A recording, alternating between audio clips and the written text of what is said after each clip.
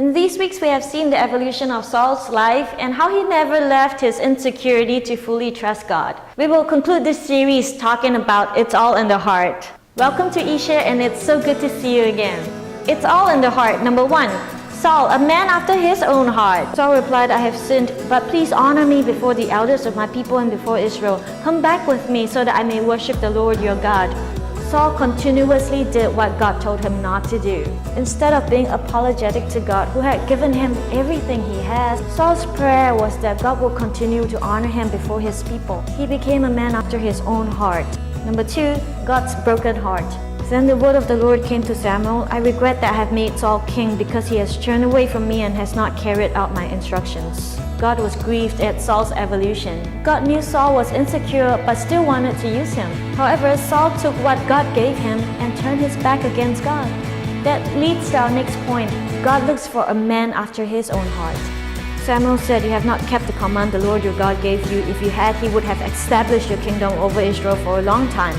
But now your kingdom will not endure. The Lord has sought out a man after his own heart and appointed him ruler of his people because you have not kept the Lord's command.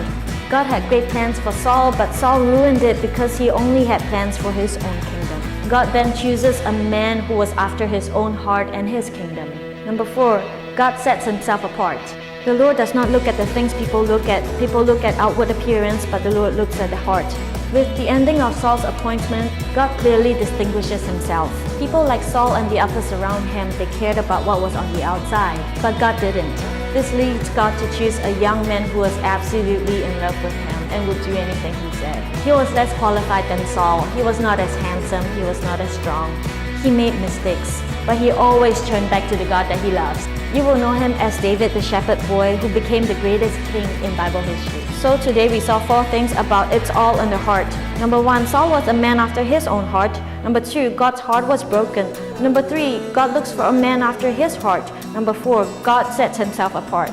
I hope this series has been helpful to you. If you do struggle in this area, please know that God's complete love for you can make you secure. You don't need to work so hard to impress people. God will cause that to happen. You don't need to work so hard to make people love or like you because God can make it happen. Just focus on pursuing God first like David did. Give your heart to Jesus and He'll keep it very safe for you. So thank you so much for tuning in again at eShare. We look forward to seeing you next week. Subscribe if you do like our videos and see you again. Thank you.